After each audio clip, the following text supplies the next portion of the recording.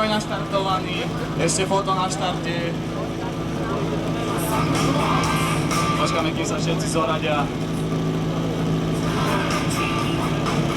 Úsmev.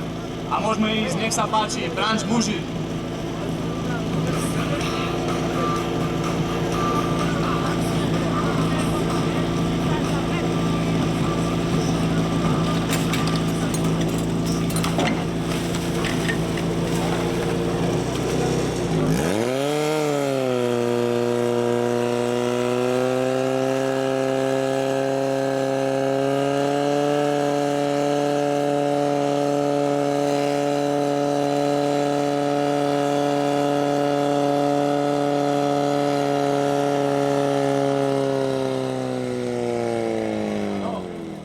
Muži dokončili svoj pokus, videli sme, že ten pravý terč nie ani rozsvietiť, takže výsledný čas chalanov z Branča 25:38.